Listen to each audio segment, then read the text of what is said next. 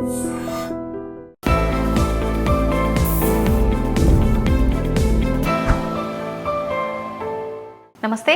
Welcome to iDream. నేను మీ విజిత. ప్రస్తుతం మనతో పాటు ఉన్నారు ప్రముఖ oncology surgeon doctor Mohan Vamshi garu. ఇప్పుడు సార్తో మాట్లాడి అసలు క్యాన్సర్ ఎందుకు వస్తుంది, రెగ్యులర్గా క్యాన్సర్ వచ్చిన వాళ్ళలో అసలు ఎలాంటి సిమ్టమ్స్ తెలుస్తుంటాయి. మామూలుగా మనందరికీ తెలుసు క్యాన్సర్ వచ్చిన వాళ్ళు కొంతమంది లాస్ట్ స్టేజ్ వరకు మనకు తెలియదు, సడన్గా మనకు బయటపడుతుంది. నిజంగా ప్రతి ఒక్కరిలో కూడా అలాంటి లక్షణమే ఉంటుందా, లేదు మామూలుగా ముందుగానే మనం కొంచెం అబ్జర్వేషన్ కనుక చేస్తే తెలుసుకునే అవకాశం ఉంటుందా, అసలు క్యాన్సర్ ఎందుకు వస్తుంది, ఇలాంటి ఆసక్తికర విషయాలన్నింటినీ ఇప్పుడు సార్తో మాట్లాడి తెలుసుకుందాం. నమస్కారం సార్. నమస్తే అండి. సార్, సాధారణంగా క్యాన్సర్ వచ్చిన వాళ్ళలో మనకు సిమ్టమ్స్ ఏమీ తెలియదు సార్ ముందుగానే. సడన్గా అప్పటికప్పుడు 4th స్టేజ్ అంటుంటారు, 3rd స్టేజ్ అంటుంటారు. నిజంగా క్యాన్సర్లో ఎన్ని స్టేజెస్ ఉంటాయి సార్? మనం ఏ స్టేజ్లో కనుక గుర్తించగలిగితే ప్రాణాలని కాపాడే అవకాశం ఉంది? జనరల్గా క్యాన్సర్ని మనం 4 స్టేజెస్గా డివైడ్ చేస్తుంటామండి. ఓకే. స్టేజ్ 1, 2, 3, 4. స్టేజ్ 4 అంటే అడ్వాన్స్డ్ క్యాన్సర్, అంటే ఒక ఆర్గన్లో పుట్టి ఇంకొక ఆర్గన్కి పాకినట్టయితే స్టేజ్ 4 అంటాం. స్టేజ్ 1 అంటే అర్లీగా డయాగ్నోస్ చేసినట్టు. ఓకే. సో స్టేజ్ 1లో కనుక డయాగ్నోస్ చేస్తే క్యూర్ అయ్యే అవకాశాలు ఎక్కువగా ఉంటాయి. 1లోనే. బట్ చాలాసార్లు మేము ఇంతకుముందు మనం క్యాన్సర్ వార్నింగ్ సిగ్నల్స్ గురించి కూడా చాలాసార్లు డిస్కస్ చేసాము. క్యాన్సర్ చాలాసార్లు ఇస్ అ సైలెంట్ కిల్లర్ అండి. ఎవ్రీ డే ఐ సీ, రోజు పాస్ట్ 5 డేస్గా just low grade pain in the right upper abdomen. ఇవాళ మార్నింగ్ వచ్చారు, మార్నింగ్ 8-year-old మ్యాన్. నాకు ఏం లేదు, I'm very healthy man, I never took alcohol, I never smoked in my life, I'm strict vegetarian and I'm been living discipline life. So నాకు ఇప్పుడు 5 రోజులుగా నాకు upper abdominal pain ఉంది. సడన్గా నేను డయాగ్నోస్కి డాక్టర్ గారి దగ్గరికి వెళ్తే అల్ట్రాసౌండ్ చేసి 4th స్టేజ్ క్యాన్సర్ ఉందన్నారు. So there lot of cancers which are silent అండి. అంటే ఉదాహరణకి స్టమక్లో ఫుడ్ పాసేజ్లో కాకుండా పక్కకు వచ్చింది అనుకోండి, గ్రేటర్ కర్వేచర్ అంటే పక్క వచ్చింది అనుకోండి, it doesn't cause any symptoms, ఏముండవు. ఫుడ్ మామూలుగా వెళ్ళిపోతుంటుంది, అది శరీరంలో ఇతర భాగాలు పాకినాకే తెలుస్తుంది. ఈ పర్టికులర్ పేషెంట్లో రైట్ కోలంలో క్యాన్సర్ వచ్చిందండి. రైట్ కోలంలో క్యాన్సర్ వచ్చి లివర్కి పాకిపోయింది. ఏమి సిమ్టమ్స్ ఉండవు, దాంట్లో ఏముండవు. ఆ కోలంలో ఉన్న అల్సర్ ఏదో కొంచెం బ్లీడింగ్ కలిగిస్తుంది. ఆ బ్లడ్ ఏమవుతుంది, రైట్ కోలంలో లిక్విడ్ మోషన్ ఉంటుంది, చక్కగా పాస్ అయిపోతుంది. ఆ బ్లడ్ దాంట్లో మిక్స్ అయిపోతుంది, కనపడి కూడా కనపడదు మోషన్లో బయటకు వచ్చినప్పుడు. అదే లెఫ్ట్ సైడ్ కోలంలో క్యాన్సర్ వస్తే బ్లడ్ కనబడుతుంది, డాక్టర్ దగ్గర పరిగెత్తుకు వస్తారు. రైట్ సైడ్లో అది కనబడదు. సో లెఫ్ట్ సైడ్ కోలన్ కొంచెం నేరోగా ఉంటుంది, మోషన్ ఏమో హార్డ్గా ఉంటుంది. సో అందువల్ల అడ్డం పడవచ్చు, సో పెయిన్ రావచ్చు, మోషన్లో బ్లడ్ పడవచ్చు. ఇందులో అవి కూడా ఉండవు. రైట్ సైడ్ సైలెంట్ కిల్లర్ అది. సో చాలా క్యాన్సర్స్ ఇలానే మేనిఫెస్ట్ చేస్తుంటాయండి. నొప్పి కలిగించావు, ఎవరు డాక్టర్ దగ్గరికి రారు. ఇప్పుడు ఉదాహరణ బ్రెస్ట్ క్యాన్సర్ కూడా చాలా మంది స్త్రీలు రోజు ఇప్పటికీ ఇంత అవేర్నెస్ మన ఇద్దరం అన్ని ఛానల్స్ వాళ్ళు అనేక న్యూస్ మీడియాలోను అనేక రకాలుగా క్యాన్సర్ మీద ఎంత అడ్వర్టైజ్మెంట్ చేస్తున్నప్పటికీ కూడా, ఇన్ఫర్మేషన్ ఇస్తున్నప్పటికీ కూడా, ఇప్పటికీ కూడా 50% of breast cancer patients, urban ఏరియాలో నివసిస్తున్న బ్రెస్ట్ క్యాన్సర్ పేషెంట్స్ కూడా లేట్ స్టేజ్లోనే డాక్టర్ దగ్గరికి వస్తున్నారు. ఏంటంటే నెగ్లెక్ట్ చేస్తారు. మన స్త్రీలకు ఉండే సహజమైన సిగ్గు, మన లేడీస్ కూడా వాళ్ళ పిల్లలకో భర్తకో వస్తే డాక్టర్ దగ్గర తీసుకొస్తారు తప్ప వాళ్ళకి వాళ్ళు రారు. అది మెయిన్ ప్రాబ్లం. పెద్దగా పెరిగిన దాకా రారు. బ్రెస్ట్లో కూడా చూస్తుంటారు, 6 నెలల నుంచి కనబడుతుందండి అంటారు. నొప్పి లేదు కదా, తగ్గిపోతుందిలే, అశ్రద్ధ చేశాను అంటారు. నొప్పి లేని గడ్డలే ప్రమాదకరం. సో ఇట్లా మన శరీరంలో ఎటువంటి మార్పును కూడా అశ్రద్ధ చేయకూడదండి. అతి చిన్న మార్పును కూడా అశ్రద్ధ చేయకూడదు. రోజు మార్నింగ్ 4 ఇడ్లీలు తింటాం బ్రేక్ఫాస్ట్కి, 2 తినగానే పొట్ట ఫుల్ అయింది అనుకోండి, వెంటనే వచ్చేయాలి డాక్టర్ దగ్గరికి. Unexplained weight loss of appetite, distaste for food, అంటే తినబుద్ధి కాదు, తిన్న టేస్ట్ సరిగా తెలియదు, వెంటనే మనం వెళ్ళి చెక్ చేసుకోవాలి ఆంకాలజీ దగ్గరికి వెళ్ళి. సో క్యాన్సర్ ర్యాపిడ్గా పెరిగిపోతుందండి, క్యాన్సర్ ఇన్సిడెన్స్ ర్యాపిడ్గా పెరిగిపోతుంది. 2002లో నేను బసవతారకం క్యాన్సర్ హాస్పిటల్ డైరెక్టర్గా టేక్ ఓవర్ చేసినప్పుడు అక్కడ 45 పేషెంట్స్ ఉండేవారు, ఒక అబౌట్ 12 or 15 ఇన్ పేషెంట్స్ ఉండేవారు, అవుట్ పేషెంట్ 45. ఇవాళ 45 క్యాన్సర్ హాస్పిటల్స్ ఉన్నాయి. అప్పుడు అదొక్కటే ప్రైవేట్ క్యాన్సర్ హాస్పిటల్. ఇప్పుడు 45 ప్రైవేట్ క్యాన్సర్ హాస్పిటల్స్ ఉన్నాయి, ఒక్క చోట బెడ్ ఖాళీ లేదు. చూడండి ఎంత ర్యాపిడ్గా పెరిగిపోతుంది క్యాన్సర్ ఇన్సిడెన్స్. సో అందుకని మనం ఈ క్యాన్సర్ వార్నింగ్ సిగ్నల్స్ మీద అవగాహన పెంచుకోవటం, ఎటువంటి మార్పు మన బాడీలో ఉన్నా వెంటనే మనం డాక్టర్ గారిని కలవటం, ఫ్యామిలీ ఫిజిషియన్ కలవటం. వారు ఒకసారి ఎగ్జామిన్ చేసి అవసరమైతే వారు స్పెషలిస్ట్కి రిఫర్ చేయడం జరుగుతుంది. మనకు క్యాన్సర్ ఏ స్టేజ్లో ఉన్నా మనం ఐడెంటిఫై చేయగలిగితే ఆ ట్యూమర్ని తీసేయగలిగే అవకాశం ఉంటుందా సార్, లేదంటే ట్రీట్మెంట్ చేయొచ్చు అంటారా? ట్రీట్మెంట్ చేయవచ్చు madam, depending on the stage cancer treatment ఆధారపడి ఉంటుంది. సాలిడ్ ట్యూమర్స్, ఉదాహరణకి సాలిడ్ ట్యూమర్స్ అంటే మన స్కాల్ప్ నుంచి కాలు చిటికన వేలు వరకు సాలిడ్ ఆర్గన్స్, బ్రెస్ట్ కానివ్వండి, ప్యాంక్రియాస్ కానివ్వండి, లివర్ కానివ్వండి, నోస్ కానివ్వండి, స్కిన్ కానివ్వండి, ఐ కానివ్వండి, సాఫ్ట్ టిష్యూస్ కానివ్వండి, అర్లీగా డయాగ్నోస్ చేస్తే సర్జరీ చేయడం ద్వారా క్యాన్సర్ని క్యూర్ చేయవచ్చు. చాలా మందిలో ఒక అపోహ ఉంది, సర్జరీ అనగానే ఏంటి సార్ కత్తి పెడితే క్యాన్సర్ పెరిగిపోద్ది అంటే కదా, అది అపోహ మాత్రమే. క్యాన్సర్ని సర్జరీ చేయడం ద్వారానే క్యూర్ చేయగలం, ఇంకే ఇతర చికిత్స ద్వారా క్యూర్ చేయలేము. సాలిడ్ ట్యూమర్స్లో. అదే హిమటలాజికల్ మెలిగ్నెన్సీస్, బ్లడ్ క్యాన్సర్స్లో కీమోథెరపీ, టార్గెటెడ్ థెరపీస్, ఇమ్యూనోథెరపీ ద్వారా వాటిని క్యూర్ చేయడానికి అవకాశం ఉంది. సో సాలిడ్ ట్యూమర్స్ ఎక్కడొచ్చినా, బాడీలో ఎక్కడొచ్చినా కూడా అర్లీగా డయాగ్నోస్ చేస్తే సర్జరీ చేయడం ద్వారా క్యూర్ చేయవచ్చు. ఒకవేళ లేట్గా కనుక్కుంటే, ఉదాహరణకి హెడ్ అండ్ నెక్ క్యాన్సర్ లేట్గా కనుక్కున్నాం, ముందుగా కీమోథెరపీ కానీ లేదా కీమో రేడియేషన్ కానీ ఇచ్చి దాన్ని డౌన్ సైజ్ చేసి ఆ తర్వాత మనం ఆపరేషన్ చేయడం జరుగుతుంది. అంటే తక్కువ పరిమాణం స్టేజ్ డౌన్ సైజ్ చేసి, పెద్ద ట్యూమర్ ఉంది 6 సెంటీమీటర్స్, స్కిన్ అంతా ఇన్వాల్వ్ అయిపోయింది, కీమో రేడియేషన్ ఇస్తే ముందు కరిగిపోతుంది చాలా వరకు, ఆ తర్వాత సర్జరీ చేయడం జరుగుతుంది. అలాగే గ్యాస్ట్రిక్ క్యాన్సరు, స్టమక్ క్యాన్సర్ వెనకాల పక్కన ఉన్న ఆర్గన్స్, ప్యాంక్రియాస్కి, లివర్కి అతుక్కున్నట్టయితే అప్పుడు మనం కీమోథెరపీ ఇచ్చి డౌన్ సైజ్ చేసి తర్వాత ఆపరేషన్ చేయడం జరుగుతుంది. రెక్టల్ క్యాన్సర్ లేట్గా కనుక్కున్నాము, ముందుగా రేడియేషన్ కీమో ఇచ్చి తగ్గించి తర్వాత సర్జరీ చేయడం జరుగుతుంది. So cancer treatment is a team work. Surgical oncologist, medical oncologist, radiation oncologist, pathologist is the key person. Pathologist plays very major role. అసలు ఇది ఏ రకమైన క్యాన్సర్, ఏ ట్రీట్మెంట్కి లొంగుతుంది, ఎక్కడ ఆరిజినేట్ అయింది, దాని బిహేవియర్ ఎలా ఉంటుంది అని వర్క్ చేయాలి. పెథాలజిస్ట్ చెప్తారు. తర్వాత రేడియాలజిస్ట్, వెరీ ఇంపార్టెంట్ పర్సన్. ఈ ట్యూమర్ లోకలైజ్డ్గా ఉందా, ఇందాక స్టమక్ క్యాన్సర్ వెనకాల ప్యాంక్రియాస్ కతుక్కుందా, లివర్ కతుక్కుందా ఆయన చెప్తారు. తెలిసిపోతుందా sir test? Radiologist CT scan, PET CT scan లో తెలిసిపోతుంది.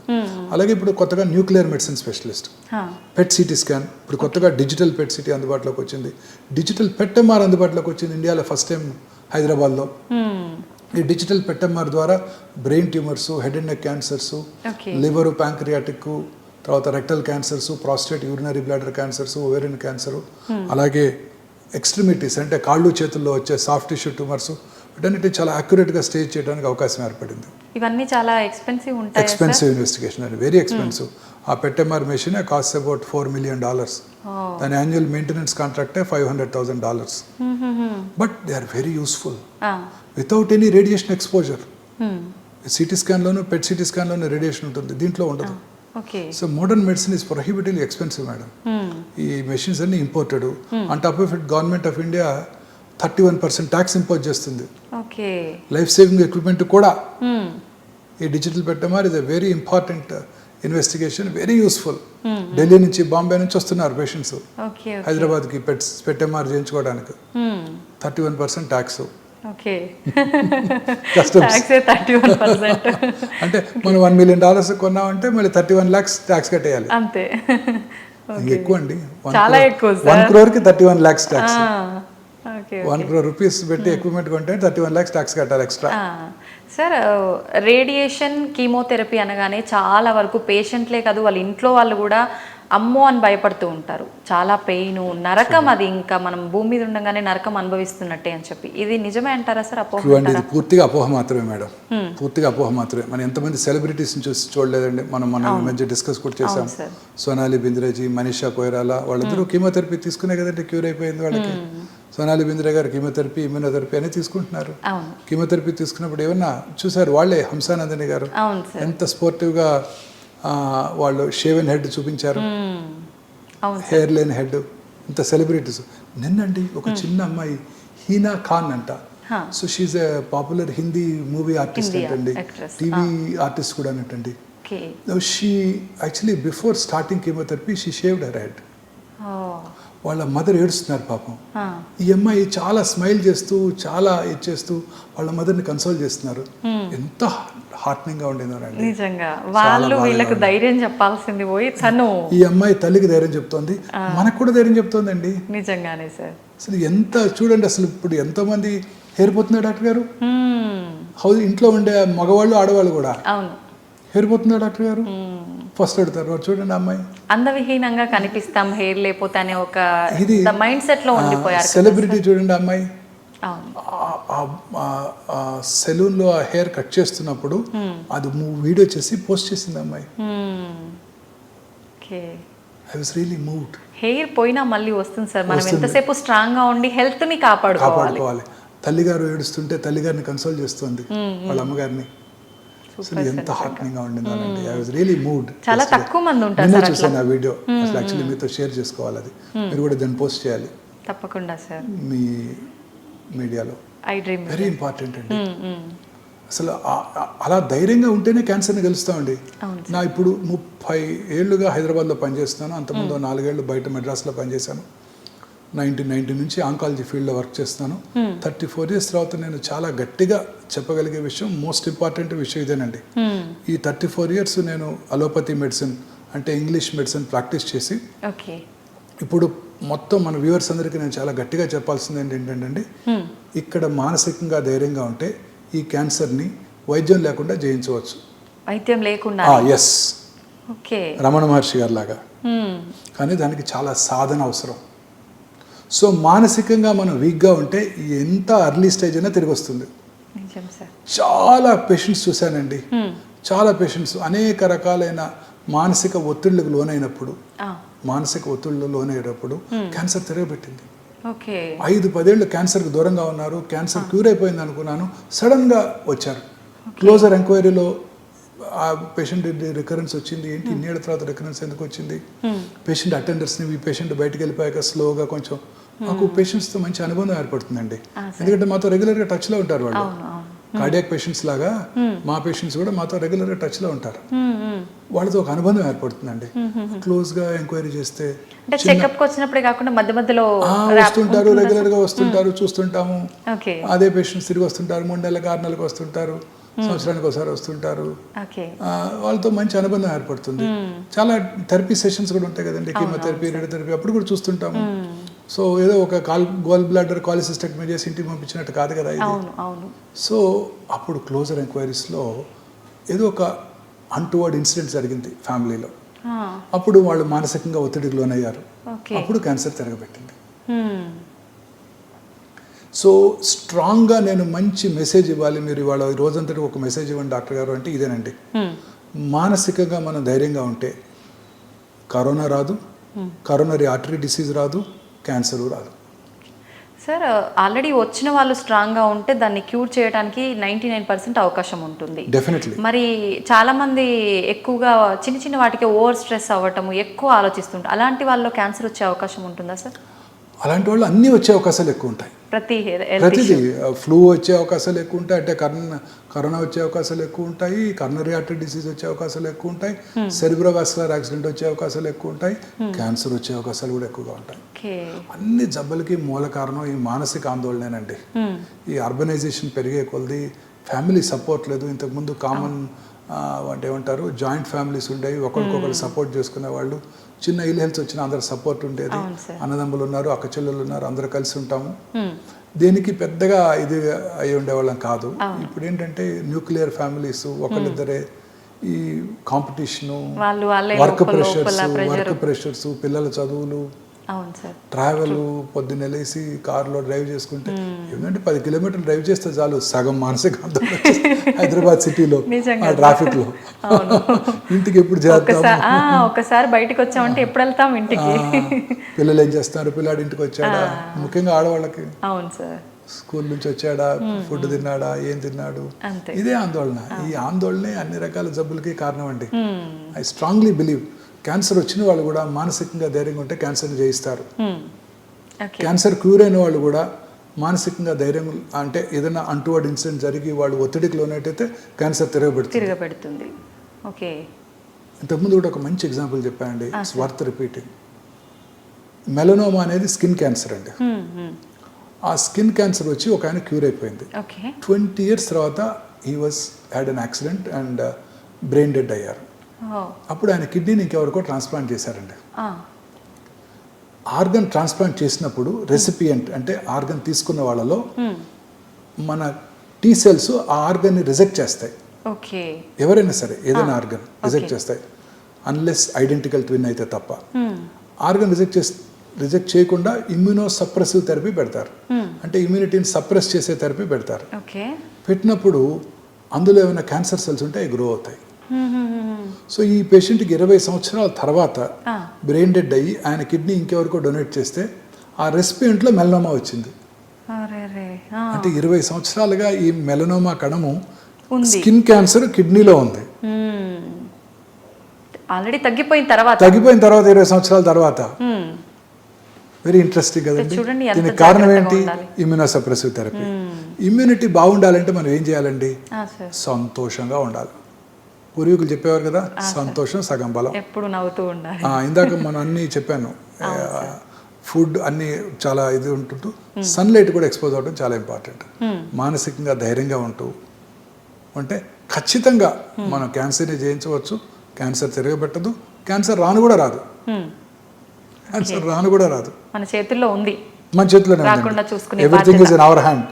హార్ట్ అటాక్ రాకుండా ఉండాలన్నా, పారాలిటిక్ అటాక్ రాకుండా ఉండాలన్నా, ఫ్లూ రాకుండా ఉండాలన్నా హ్యాపీగా ధైర్యంగా ఉండాలి.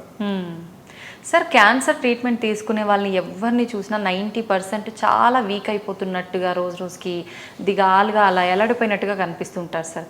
వాళ్ళ బాడీలో ఇమ్యూనిటీ పవర్ తగ్గిపోతూ ఉండడం వల్ల అలా కనిపిస్తుంటారా సార్? లేదండి, క్యాన్సర్ వచ్చినప్పుడు డెఫినెట్గా కొంచెం ఇమ్యూనిటీ తక్కువ ఉంటుంది.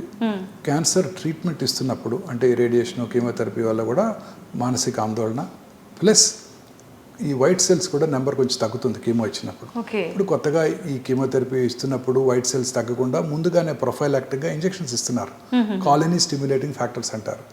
వాటి ద్వారా ఇమ్యూనిటీ తగ్గకుండా ఉంటుంది. సార్, ఇప్పుడు మీరు చెప్పారు ఎక్కువగా స్ట్రెస్, ఒత్తిడికి లోనవటం వల్లే వస్తుంది అని చెప్పి. జనరల్గా మీ దగ్గరికి పేషెంట్ వచ్చినప్పుడు మీరు ముందు ట్రీట్మెంట్ స్టార్ట్ చేయడానికి ముందే వాళ్ళని ప్రిపేర్ చేస్తారా సార్? అలా ఉండొద్దు, మీరు స్ట్రాంగ్గా ఉండాలని చెప్పి. జనరల్గా ఇండియాలో ఏమవుతుందంటేనండి, పేషెంట్ వచ్చే ముందు రోజే వచ్చేస్తారు అటెండర్స్. రేపు మా పేషెంట్ తీసుకొస్తున్నాం, మా పేషెంట్కి మీరేమీ చెప్పొద్దు, మిమ్మల్ని ప్రిపేర్ ముందే చెప్తారు, మన ప్రిపేర్ చేస్తారు. లోపలికి వచ్చాక కూడా పేషెంట్ వెనకాల నుంచొని అని గుర్తు చేస్తుంటారు. సో నేనేం చేస్తానంటే జనరల్గా పేషెంట్ రాగానే ఫస్ట్ ఇండియాలో అయితే పేషెంట్ని వారిని బయటకు అంతా పరీక్ష చేశాక మీరు అలా కూర్చోండి, నేను వీళ్ళతో మాట్లాడతానని పొలైట్గా చెప్పి వీళ్ళతో మాట్లాడతాను. తర్వాత అటెండర్స్ పర్మిషన్ తీసుకుని ఆ పేషెంట్ పిలుస్తాను. Almost 100% of cases attenders permission తీసుకుని ఎస్ వారికి చెప్పాలా వద్దా, వారి పర్మిషన్ తీసుకునే మిగతా అప్పుడు పేషెంట్ పిలిచి వాళ్ళు చెప్పొద్దు లేదా చెప్పండి, కొంతవరకు చెప్పండి, క్యాన్సర్ ఉందని చెప్పండి, బట్ ఎర్లీగా ఉందని చెప్పండి, క్యూర్ అయిపోతుందని చెప్పండి అంటారు. వారు ఏం చెప్తే అది చెప్తాను. ఎందుకంటే ఫ్యామిలీకి తెలుసు పేషెంట్ యొక్క ఎంత సెన్సిటివ్ మ్యానో పేషెంట్ ఫ్యామిలీకే తెలుసు, మనకు తెలియదు. కొంతమంది ధైర్యంగా ఉంటారు, లేదు సార్ వారికి చెప్పేయండి పేషెంట్ గారు కూడా చాలా మంది కొంతమంది చెప్తుంటారు. ఇప్పుడు 10% ఆఫ్ ద పేషెంట్స్. ఇందాక మీరు చెప్పినట్టుగా ఇంట్లో వాళ్ళు ఎక్కువ టెన్షన్ పడుతుంటే పేషెంటే వాళ్ళకి ధైర్యం చెప్పే పేషెంట్లు కూడా చాలా మంది ఉంటారు. ఎస్, వెరీ మచ్ పేషెంట్సే ధైర్యం చెప్తుంటారు. అలా పేరెంట్స్ని కూడా మీరు మోటివేట్ చేసిన సందర్భాలు ఉంటుంటాయా సార్? వెరీ మచ్ అండి, చాలా సార్లు ఇదే ముందు ఫ్యామిలీతోనే మాట్లాడతానండి. ఫస్ట్ ఫ్యామిలీని ప్రిపేర్ చేస్తాను, ఉన్నట్టు ఫ్యామిలీకి చెప్పేస్తాను, ఎక్కడ ఏమి దాచుకోకుండా. బ్యాడ్ డిసీజ్ అయితే బ్యాడ్ డిసీజ్ క్లియర్గా ట్రీట్మెంట్ ఆప్షన్ అన్ని చెప్పేశాక వారి పర్మిషన్ తీసుకొని పేషెంట్ పిలుస్తాం. ఎస్, వాళ్ళకి ఏం చెప్పమంటారు మీరు, ఉన్నట్టు చెప్పమంటే చెప్పేస్తాను, లేదు మోస్ట్ ఆఫ్ దెమ్ వద్దంటారు, అసలు ఏం చెప్పొద్దండి మేము మేనేజ్ చేసుకుంటాం అంటారు. నా జాబ్ ఈజీ, అంతే సార్. ముందు వాళ్ళే చెప్పేస్తారు. చాలా మంది ఎస్ ఉందని చెప్పండి బట్ క్యూరబుల్ అని చెప్పండి అంటారు, అదే చెప్తాను. పేషెంట్కి ధైర్యంగా ఉండటం కోసం. కొంతమంది సెన్సిటివ్ పేషెంట్స్ ఉంటారండి, ఫ్యామిలీ మెంబర్స్కి తెలుసు వారికి ఎలా ఏం చెప్పాలో, సో వారి ఇన్పుట్స్ తీసుకోవాలి మనం. ఓకే సార్, చాలా మందిలో సర్జరీ అయిపోతుంది టోటల్గా, అంటే ఇంకే ప్రాబ్లం ఉండదు ఫర్దర్గా అని చెప్పిన తర్వాత కూడా సడన్గా అది మళ్ళీ రావటము, సడన్గా డెత్ అవటం జరుగుతూ ఉంటాయి కదా సార్? Very true. అంటే డెత్ అవటం కాదు, క్యాన్సర్ తిరిగి రావటం జరుగుతూ ఉంటుందండి. సో ఈ క్యాన్సర్ పేషెంట్స్లో ఇంకొక చిన్న ప్రాబ్లం ఉందండి. వీళ్ళకి బ్లడ్ కోయాగులబిలిటీ అంటే రక్తం గడ్డగట్టడం ఎక్కువగా ఉంటుందండి. ఎనీ క్యాన్సర్ పేషెంట్స్లో డీ డైమర్ ఎక్కువ ఉంటుంది. అన్ని క్యాన్సర్ పేషెంట్స్లో కూడా రక్తం ఎక్కువ గడ్డగడుతుంది. కాల్లో రక్తం గడ్డగట్టి అవి పైకి వచ్చి పల్మరీ ఎంబాలిజము సడన్ డెత్ చూస్తుంటాం చాలాసార్లు. కర్నరీ ఆర్టరీ డిసీజ్ చూస్తుంటాము చాలాసార్లు పోస్ట్ ఆపరేటివ్ టైంలోను. ఆ తర్వాత కూడా కీమోథెరపీ తీసుకుంటున్నప్పుడు రేడియేషన్ తీసుకున్నప్పుడు చాలా మందిలో సెర్బ్రో వాస్కులర్ యాక్సిడెంట్ అంటే బ్రెయిన్లో రక్తం గడ్డగట్టడం, ఇన్ఫాక్ట్ రావటం, పారాలసిస్ రావటం చాలా కామన్గా చూస్తుంటామండి. ఇవి క్యాన్సర్ పేషెంట్స్లో అందరిలో కూడా ఈ హైపర్ కోయాగులబుల్ స్టేట్ అంటారు. వీళ్ళలో ఈ కాళ్ళలో కానీ హార్ట్ బ్లడ్ వెసల్స్లో కానీ బ్రెయిన్ వెసల్స్లో కానీ రక్తం గడ్డగట్టడం చాలా కామన్గా చూస్తుంటాం. చాలా కామన్ ఇది. సో వాళ్ళలో సడన్గా డెత్ చూస్తుంటాం. అలాగే క్యాన్సర్ పేషెంట్స్లో ఇంకొక వెరీ ఇంపార్టెంట్ థింగ్ అండి. ఇప్పుడు ఒక చోట క్యాన్సర్ వచ్చింది అనుకోండి, ఉదాహరణకి బకల్ మ్యూకోజా అంటాం, దవడ లోపల భాగం, రైట్ సైడ్ క్యాన్సర్ వచ్చింది అనుకోండి. అదే పేషెంట్లో 2 ఏళ్ల తర్వాత, 5 ఏళ్ల తర్వాత, 6 నెలల తర్వాత ఆపోజిట్ సైడ్ వచ్చే అవకాశాలు కూడా ఎక్కువగా ఉంటాయి. ఇదంతా ఒకటే ఏరియా కదండి. ఏదైతే కారణాల వల్ల ఇక్కడ క్యాన్సర్ వచ్చిందో అదే కారణాలు ఇదంతా కూడా ఉంటాయి కదా.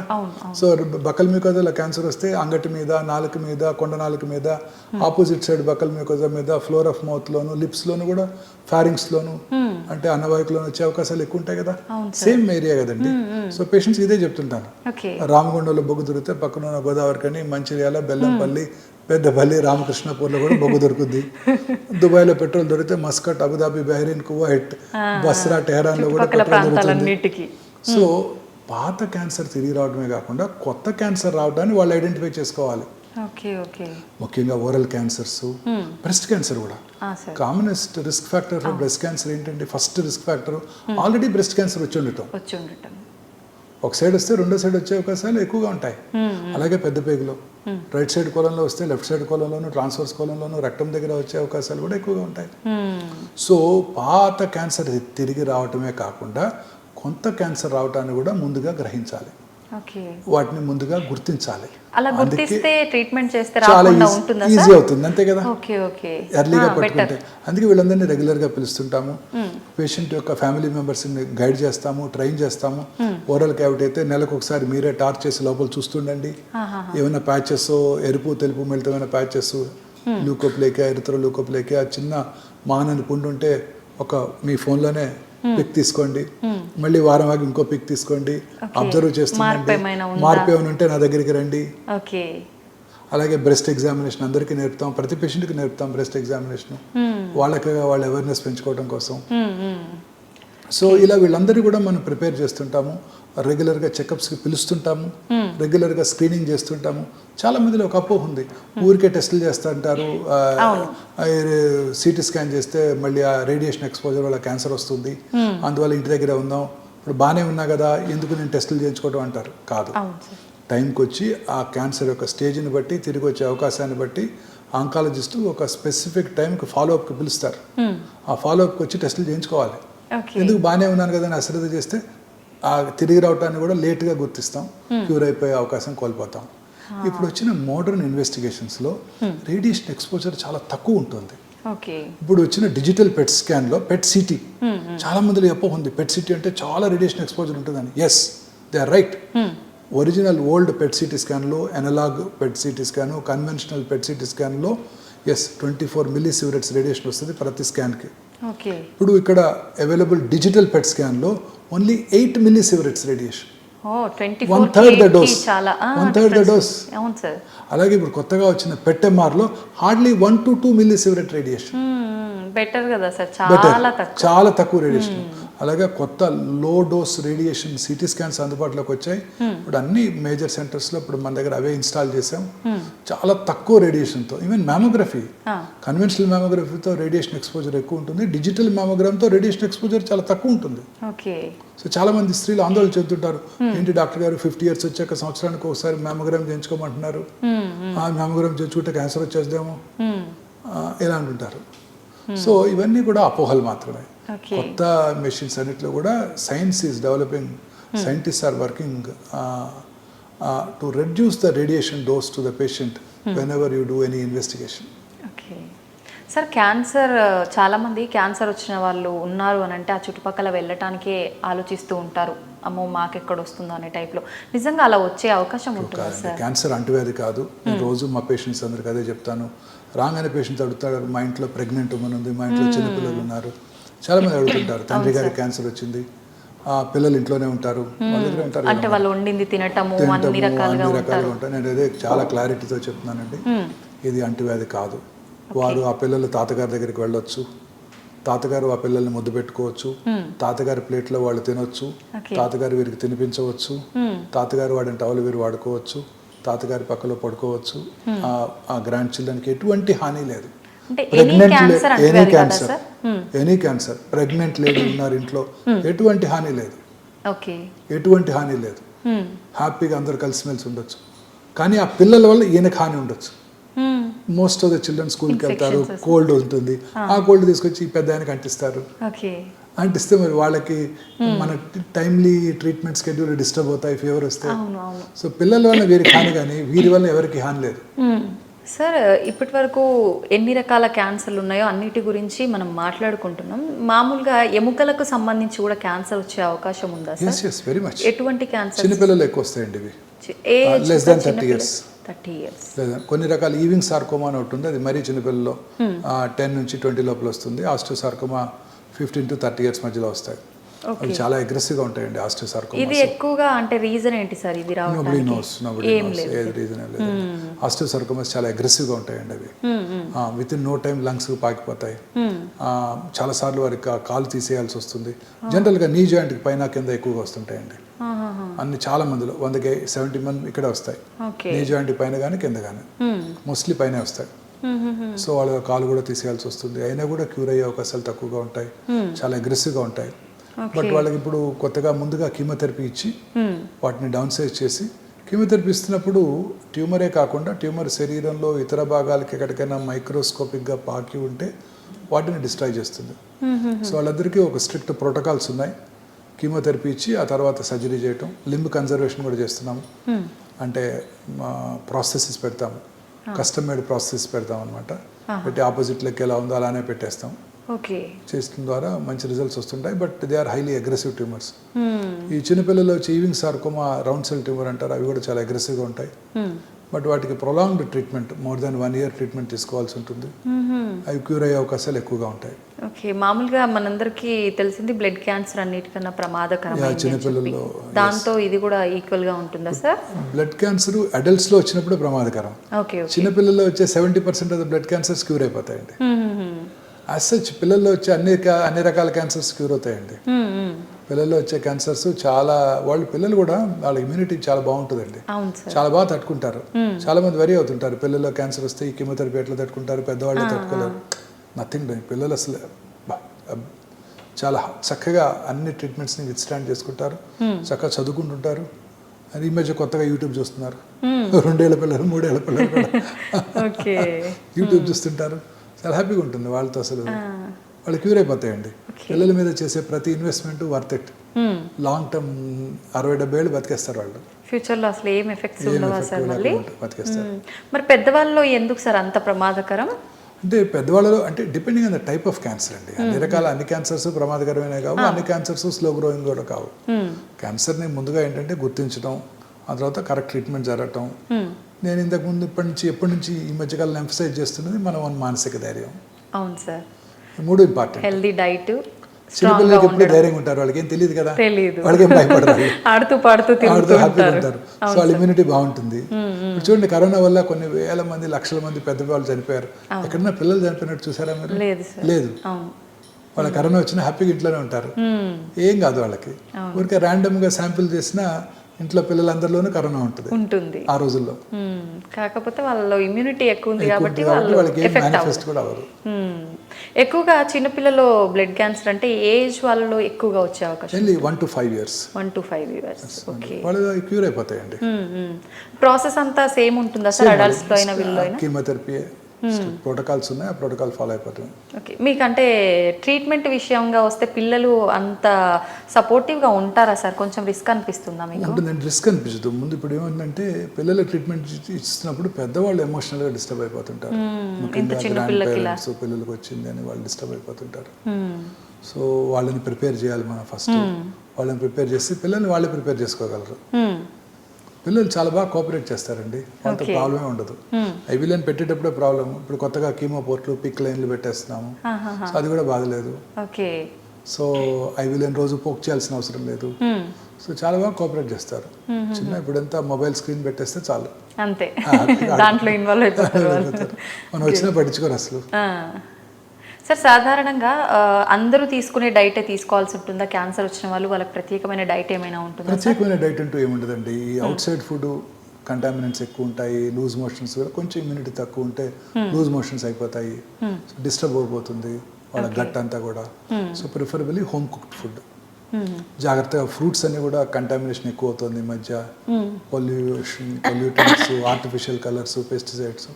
చాలా జాగ్రత్తగా బాగా 1-2 సార్లు క్లీన్ చేసుకుని ఫ్రూట్స్ తినాల్సి ఉంటుంది. అవుట్ సైడ్ ఫుడ్ కంప్లీట్గా అవాయిడ్ చేయాలి. స్పైసీ ఫుడ్ కొంచెం అవాయిడ్ చేయడం బెటర్ డ్యూరింగ్ దిస్ టైం, ఎందుకంటే టేస్ట్ దెబ్బతింటుంది. ఓరల్ క్యాన్సర్ పేషెంట్స్లో కొంచెం టంగ్ సెన్సిటివ్గా ఉండి స్పైసీ ఫుడ్ని తట్టుకోలేరు వాళ్ళు. So preferably bland food, easily digestible food, ఇంట్లో చేసిన ఏమైనా తినొచ్చండి. వారికి ఇష్టమైన, వారి టేస్ట్ ప్రకారం వారికి ఏమి ఇష్టమైతే అవి తినొచ్చు. అన్ని మోడరేషన్ ఉన్నాయి. చాలా మంది ఇదే క్వశ్చన్ అడుగుతారు, షుగర్ తింటే క్యాన్సర్ వస్తుందా డాక్టర్ గారు? షుగర్ ఎక్కువగా తింటే క్యాన్సర్ తిరిగి వస్తుందా? షుగర్ ఎక్కువగా తింటే క్యాన్సర్ తగ్గిపోయే అవకాశాలు తగ్గిపోతాయా అని అడుగుతుంటారు. ఎవ్రీథింగ్ ఇన్ మోడరేషన్ అండి. కార్బోహైడ్రేట్స్, ప్రోటీన్స్, అలాగే ఫ్యాట్ కూడా కావాలి మన బాడీకి. మామూలుగా మీరు అన్నట్టుగా షుగరు, ఉప్పు, కారం ఇవి 3 ఎక్కువ తీసుకునే వాళ్ళలో క్యాన్సర్ ఎక్కువగా వస్తుందా అనే ఒక అపోహ ఉంది సార్ చాలా మందిలో. అపోహ కదండి, డెఫినెట్గా మనం అందరం కూడా మోడరేషన్లో తీసుకోవాలి అన్నీ కూడా. ఎనీథింగ్ నేను ఇంతకుముందు కూడా డిస్కస్ చేసాం మనం. White sugar preferable to avoid white sugar at all cost. Okay. Normal healthy పీపుల్కి వైట్ మైదా, వైట్ సాల్ట్, తర్వాత white light, white rice. White rice కూడా వైట్ శాంతానికి చిహ్నం అంటాం, కానీ ఆరోగ్యం విషయానికి వచ్చేసరికి వైట్ రైస్ అంతా పాలిష్ రైస్ అండి, ప్లేన్ కార్బోహైడ్రేట్. సో అందుకని ఇవన్నీ కూడా మనకు మంచివి కావు. దంపుడు బియ్యము, పార్బాయిల్ రైస్ అవి తీసుకోవాలి. మైదా బదులు జొన్న పిండి, గోధుమ పిండితో చేసుకోవాలి. తర్వాత రాత్రిపూట ఎక్కువ వర్క్ చేసే వాళ్ళలో, నైట్ టైం ఎక్కువ పనిచేసే వాళ్ళలో, కంపెనీస్, మన సాఫ్ట్వేర్ ప్రొఫెషనల్స్ అంతా కూడా నైట్ టైం పనిచేస్తుంటారు. వాళ్ళందరిలో కూడా ఈ వైట్ లైట్కి ఎక్కువ ఎక్స్పోజ్ అవటం, రాత్రిపూట వచ్చే మెలటోనిన్ హార్మోన్ ఉత్పత్తి తగ్గిపోవటం, వాళ్ళలో క్యాన్సర్ వచ్చే అవకాశాలు ఎక్కువ ఉంటాయి. రాత్రి ఎర్లీగా పడుకొని లేట్గా పడుకునే వాళ్ళకన్నా ఎర్లీగా నిద్రపోయి పొద్దున్నే లేసే వాళ్ళలో క్యాన్సర్ వచ్చే అవకాశాలు చాలా తక్కువగా ఉంటాయి. అన్ని రకాల క్యాన్సర్స్ వాళ్ళలో ఎక్కువ.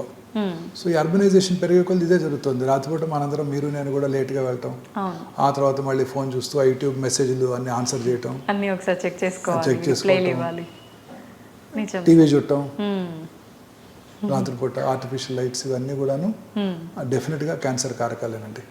ప్రశాంతంగా రాత్రి 9 ఎర్లీగా డిన్నర్ చేసేసి 8-9కు పడుకుని పొద్దున్నే 4 o'clock లేసాం అనుకోండి, ఎన్టీ రామారావు గారి లాగా 3 o'clock లేసేవారంటే, ఆయన 3కే లేసేవారంట. 3కి లేసి ఆయన యోగా, ఎక్సర్సైజ్ అన్నీ చేసి మార్నింగ్ ఎర్లీగా బ్రేక్ఫాస్ట్ చేసేవారు రామారావు గారు. ఇప్పుడు మార్చలేం సార్. అలా తింటే వాళ్ళకి ఏ క్యాన్సర్ రాదండి. అలా అంటే ఏ క్యాన్సర్ రాదు. చక్కగా హ్యాపీగా నిద్రపోయి మెలటోనిన్ హార్మోన్ ఉత్పత్తి అవుతుంది 1 గంట 2 గంటలకి. It has strong anti cancer properties. రాత్రిపూట బెడ్ లైట్ కూడా ఉండకూడదంట. హ్యాపీగా డార్క్లోనే పడుకోవాలి పూర్తిగా. ఒకవేళ పెట్టుకోవాల్సి వస్తే రెడ్ లైట్ కొంచెం, అంతే తప్ప అది భయంగా ఉన్న వాళ్ళకి పిల్లలు ఉంటే. అదర్వైజ్ నైట్ బెడ్ ల్యాంపే ఉండకూడదు. డార్క్లో పడుకుంటే ఆ మెలటోనిన్ హార్మోన్ కరెక్ట్గా ఉత్పత్తి అయ్యి అది it has strong anti cancer properties. అంటే కరెక్ట్గా ఏ టైంలో ఉత్పత్తి అవుతుంది అలా ఏమైనా? మీరు ఎర్లీగా పడుకుంటే 1 to 2 o'clock ఉత్పత్తి అవుతుంది. మీరు లేట్గా 11 or 12 పడుకుంటే అసలు ఉత్పత్తి అవ్వదు. సార్, వాటర్ వల్ల కూడా ఇప్పుడు రకరకాల వాటర్స్ వచ్చాయి సార్. వాటర్ కలుషితం అవడం వల్ల కూడా క్యాన్సర్ వచ్చే అవకాశం ఉంది. Any pollution madam, any pollution, అన్ని రకాల జబ్బులకు కారణం ఇదే కదండి. పొల్యూషన్, అన్ని రకాల పొల్యూటెంట్స్, వాటర్ ట్రీట్మెంట్ ఇవన్నీ కూడాను, ఇవన్నీ కూడా క్యాన్సర్ కారకాలేనండి. మనకి మంచి వాటర్, ప్యూరిఫైడ్ వాటర్ తీసుకుంటే, మిల్క్ కూడా ఇప్పుడు అంతా కూడా వాళ్ళకి అనేక రకాలైన కెమికల్స్ వాడి, ఆక్సిటోసిన్ వాడి, వాటి ద్వారా వచ్చే మిల్క్, దాంట్లో ఉండే హార్మోన్స్, చాలా మంది పిల్లలకి అర్లీ మెనార్ష్ వచ్చేస్తుంది మిల్క్ తాగుతుంటే. సో ఇవన్నీ కూడాను, వీటన్నిటి వల్లే, ఈ అర్బనైజేషన్ వల్లే ఈ క్యాన్సర్స్ ఎక్కువ అవుతున్నాయి. సో అందరం కూడా మోడరేషన్లో తీసుకోవటం, సరి అయిన ఫుడ్, కార్బోహైడ్రేట్ 50%, ప్రోటీన్ ఒక 30%, ఫ్యాట్ కూడా మనకు అవసరమే 20%. అది కూడా హెల్దీ కార్బ్స్, వైట్ రైస్ లాంటివి కాకుండా హెల్దీ కార్బ్స్ తీసుకుంటూ, ఫ్రూట్ నుంచి వచ్చే కార్బ్స్ చాలా మంచివి అనమాట మనకి. హెల్దీ ప్రోటీన్, ఫ్యాట్స్ కూడా పాలీ అన్సాచురేటెడ్ ఫ్యాట్స్ అంటారు, పూఫా. పూఫా అంటే ఇవి చాలా హెల్దీ ఫ్యాట్స్ అనమాట. ఇవి డ్రై ఫ్రూట్స్లో ఎక్కువ ఉంటాయి, సన్ఫ్లవర్ సీడ్స్లోను, వాల్నట్స్లోను, సీ ఫిష్లో కూడా ఎక్కువ ఉంటాయి హెల్దీ ఫ్యాట్స్. ఇప్పుడు స్పానియర్డ్స్, జాపనీస్ ప్రపంచంలో ఎక్కువ కాలం బ్రతుకుతారు. స్పెయిన్లో 100కు 90 మంది 90 years బతికేస్తారు. మెడిటరేనియన్ ఫ్రూట్స్ ఎక్కువ తింటారు వాళ్ళు. వాళ్ళు వాడే ఆలివ్ ఆయిల్, ఎక్కువ ఫ్రైస్ అవి తినరు, సీ ఫిష్ తింటారు. సో వాళ్ళలో చాలా హెల్దీగా ఉంటారు వాళ్ళ లైఫ్. జాపనీస్ కూడా ఎక్కువ కాలం బ్రతుకుతారు. సో హెల్దీ ఫుడ్ తీసుకుంటూ, రెగ్యులర్గా ఎక్సర్సైజ్ చేస్తూ, సన్లైట్కి ఎక్స్పోజ్ అవుతూ, లీన్ బాడీ మాస్ మెయింటైన్ చేస్తూ, దూరాల వాటికి దూరంగా ఉంటూ, టొబాకోస్మో, ఆల్కహాల్ కన్సంప్షన్కి దూరంగా ఉంటూ ఉన్నట్టయితే క్యాన్సర్ నుంచి కూడా దూరంగా ఉండొచ్చు. ఓకే, నిజంగా చాలా వాల్యుబుల్ ఇన్ఫర్మేషన్ అనే చెప్పొచ్చు సార్. మనం ఎప్పటికప్పుడు ఎంత అవేర్నెస్ కల్పించినా కూడా వీడియోల రూపంలో ఎక్కడో అక్కడ మనం కొత్తగా కేసులు పెరుగుతూనే ఉన్నాయి. అసలు ఎలా వస్తుంది ఏంటి అనేది కూడా తెలియకుండా పెరిగిపోతున్నాయి సార్. నిజంగా చాలా మందికి ఉపయోగకరం సార్ మీ మాటలు. Thank you sir, thank you very much. Thank you very much madam.